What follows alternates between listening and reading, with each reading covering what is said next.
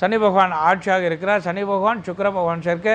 அப்போ வீடு மனை வாகனம் வசதி வாய்ப்புகள் எல்லாம் வந்து சேரக்கூடிய ஒரு காலகட்டமாக இருக்கும். படிப்பில் ஒரு அற்புதத்தை தரக்கூடியதாக இருக்கும். அப்போ மாணவர்களாக இருந்தால் படிப்பு பலமாக இருக்கும், பாக்கியமாக இருக்கும். சூரியன் லக்னத்துக்கு 2ல் இருக்கிறார், நல்ல ஒரு விசேஷமாக இருக்கும். படிப்பும் நல்லாயிருக்கும், வேலை உத்தியோக பலன்களும் நல்லா இருக்கும், வருமான ஸ்தானமும் நல்லாயிருக்கும், பாக்கியம் பலம் தரக்கூடியதாக இருக்கும்.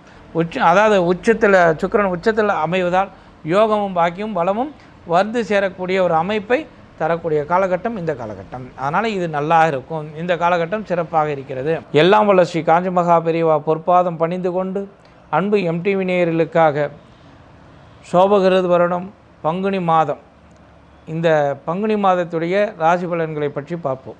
அன்பு மகர ராசி நேயர்களே, மகர ராசி என்பவர்களுக்கு இந்த காலகட்டம் பங்குனி மாதம் யோகம் பாக்கியம் பலம் வந்து சேரக்கூடியதாக இருக்குமானால் கண்டிப்பாக யோகம் பாக்கியம் பலத்தை தரக்கூடிய ஒரு காலகட்டம் தான் இந்த காலகட்டம்.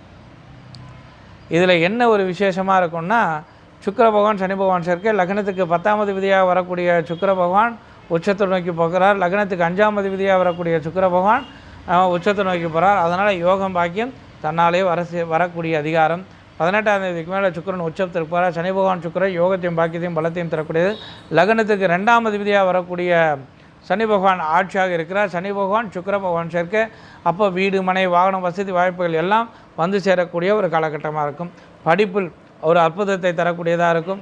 அப்போ மாணவர்களாக இருந்தால் படிப்பு பலமாக இருக்கும், பாக்கியமாக இருக்கும். சூரியன் லக்னத்துக்கு 2ல் இருக்கிறார், நல்ல ஒரு விசேஷமாக இருக்கும். படிப்பும் நல்லாயிருக்கும், வேலை உத்தியோக பலன்களும் நல்லாயிருக்கும், வருமான ஸ்தானமும் நல்லாயிருக்கும், பாக்கியம் பலம் தரக்கூடியதாக இருக்கும். லக்னத்துக்கு 5ஆம் அதிபதி உச்சத்தை நோக்கி செல்ல இருப்பதால் உங்களுக்கு பூர்வீக சொத்துக்கள் பூர்வீகம் மூலியமாக உங்களுக்கு பாக்கியம் பலம் வந்து சேரக்கூடிய அதிகாரம் இருக்கும். லக்னத்திற்கு 3ஆம் அதிபதியாக வரக்கூடிய குரு பகவான் எங்கே இருக்கிறார்னா, லக்னத்துக்கு 4ல் பலமாக உட்காந்துருக்கிறார் கேந்திரத்தில்.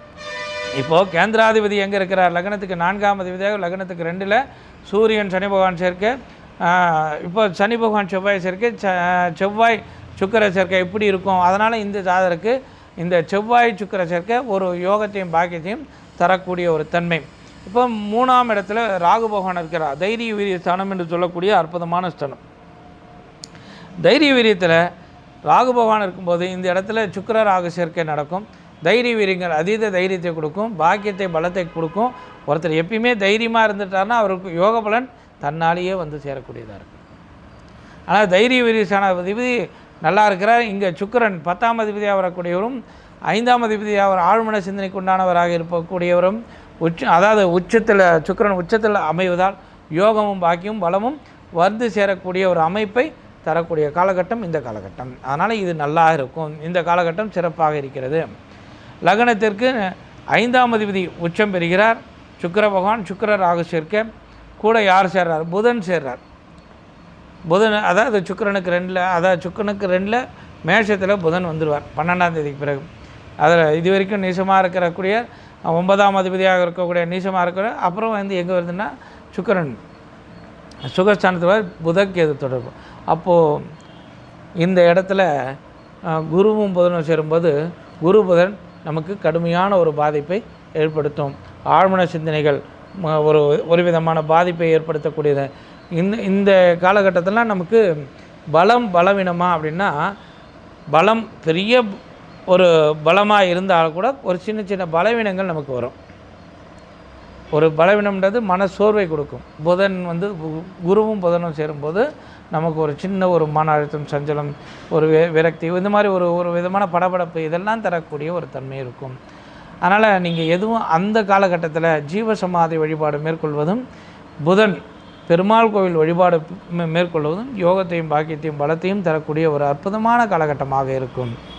லக்னத்திற்கு 6ஆம் அதிபதியாக வரக்கூடியவர் யார்? புதன் தான். அவர் எங்கே இருக்கிறார்? நீசத்துலேருந்து வெளியே 12ஆம் தேதிக்கு பிறகு வெளியே வந்துடுவார். 6ஆம் தேதி ருணரண சத்துருஷ்டானாதிபதி. இப்போ நீங்கள் பெருமாள் கோவில் போகும்போது உங்களுக்கு யோகமும் பாக்கியம் பலமும் வந்து சேர்க்கணும். ருணரண சத்துருஷ்டானாதிபதியாக வரக்கூடிய எந்த நேரத்திலையும் பாதிப்பு இல்லாமல் நமக்கு சிறப்பாக இருக்கக்கூடிய காலகட்டமாக அமையும்.